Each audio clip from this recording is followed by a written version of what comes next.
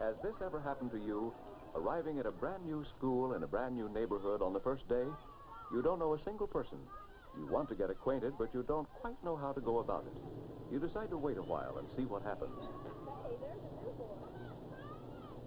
boy. Uh-oh. Hi, you're new here, aren't you? Remember the last school? Maybe these three are here to pick a fight. You have to be careful. What's it to you? That was the wrong thing to say. You thought they were troublemakers, and because of the way you answered, they now think you are a troublemaker. Have you ever had an experience like this and wished that you could have a second chance, a chance to do things right? If you could have a second chance, let's see what might have happened. This time, you don't expect the worst. Hi, you're new here, aren't you? That's right. My name's Jeff Martin. My name's Jack Boyer. This is Bob Reynolds and Herb White. It was such a simple thing when you had a second chance to say and do the right thing. The only trouble is you can't relive the moments in which you make mistakes. It's important to learn what to do and say the first time. Of course, you have to be aware of what you might be doing wrong before you can improve. Perhaps you are like this boy, a really nice person who just doesn't know how to return a greeting. So you respond with a cold nod of the head, or at most a mumbled reply. The person who receives such a greeting gets the idea that you're a grouch. And if you do it to enough people, often enough, you'll begin to wonder why others are so unfriendly to you. Perhaps you are guilty of still another lack of skill in greeting people. Have you ever met someone and waited for that person to speak first? If the other person doesn't speak, and if you don't speak, each of you may form the wrong opinion of the other. The need for an introduction can occur anytime, anywhere. Do you recognize those occasions?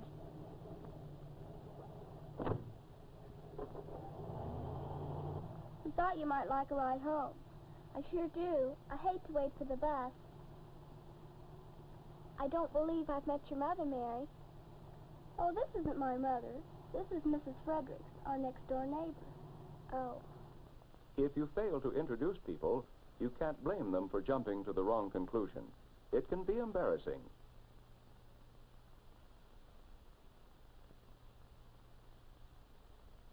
Perhaps you don't know what to say when you're introduced to someone new. You lack ease and assurance in your manner. I guess you two don't know each other. Tommy Burke, this is Ted Hall. Hi, Ted. Because you lack confidence in yourself, you don't bother to even answer a friendly greeting.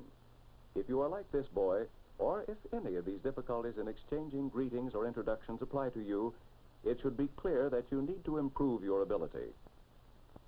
Your failure to reply shows that you don't know that the reason for exchanging greetings and introductions is simply to show courtesy and consideration for others.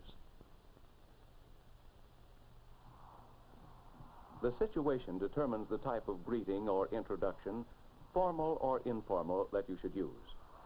A ball game gives us an example of an informal greeting. Hello, Johnny. Hi. Have we missed much of the game? Only 3 or 4 minutes. In some situations, with people that you know well, informal behavior is correct. Even in informal introductions, a girl's name is usually mentioned first. Kathy, this is my best friend, Bruce. Kathy is my cousin from Colorado. How are you? It's a good idea to supply some information about each person you are introducing.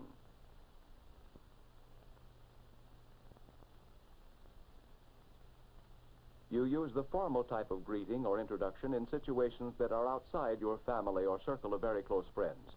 For example, Dr. Sears, I want you to meet my son, Stuart. How do you do, Dr. Sears? Hi, Stuart. Real nice to meet you, sir. Formal introductions are necessary in many situations. Let's look at a few typical examples that you may encounter. Suppose your school is having an open house for parents. If your teacher and your parents have never met, it's up to you to make the introductions. Hi, Janet. How are you? Fine. Mrs. Stevens, I'd like you to meet my parents, Sister and Mrs. Saunders.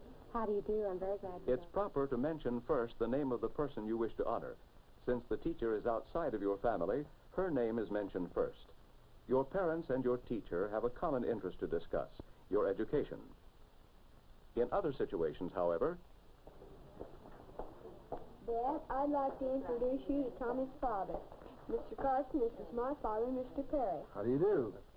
In this case, the introduction of total strangers may end with an awkward silence unless you provide a topic of mutual interest.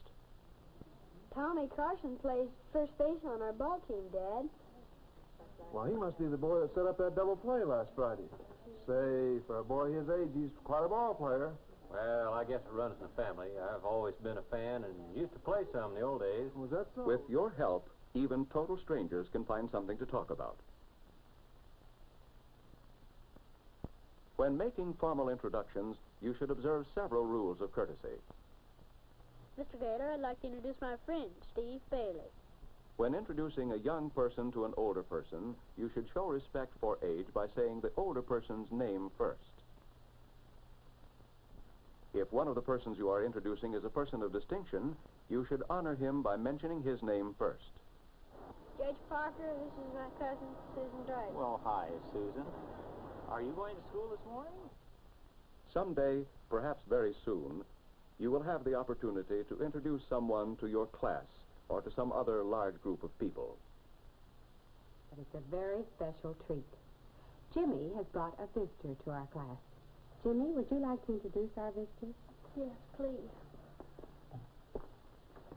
When our class started studying about South America, I thought about my uncle, who has spent a lot of time there. He travels in South America for an oil company and knows a lot about life in South America. Next, it is proper courtesy to present a speaker by first addressing the teacher, the class, and finally the guest of honor. His name is given last so the audience can remember it. Mrs. Stevens, class, I'd like to introduce my uncle, Mr. Charles Blake. Thank you, Jimmy. Mrs. Stevens, members of the class, Since Jimmy has explained his uncle's background of experience in South America, the members of the class clearly understand that he speaks with authority on the subject. Greetings and introductions will always play an important part in your life. Every day you will have an occasion to greet someone, to introduce yourself, or to introduce others.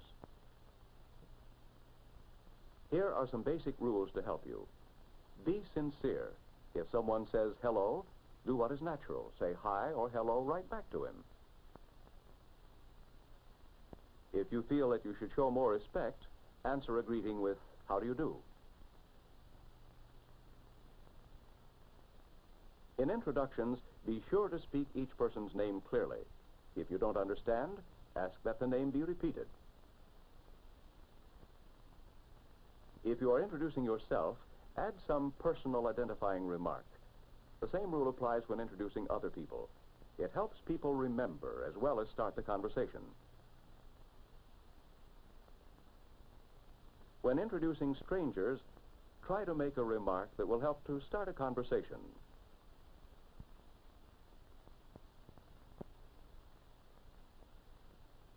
When introducing a boy and a girl, the name of the girl should be given first. When introducing an older person to a younger person, give the older person's name first. Show respect for your elders. If you introduce someone to your class, show courtesy by addressing the teacher and the class before you introduce the speaker. The guest's name should be given last so others will remember it. Other people will notice your skill in following these simple but important rules. Greetings and introductions serve to put people at ease, to make them feel welcome.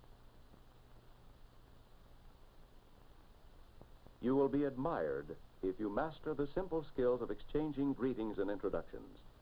Practice different kinds of introductions at school, at home, and with your classmates. As you continue to practice, you will gain confidence and self-assurance, valuable assets to carry with you throughout your entire lifetime.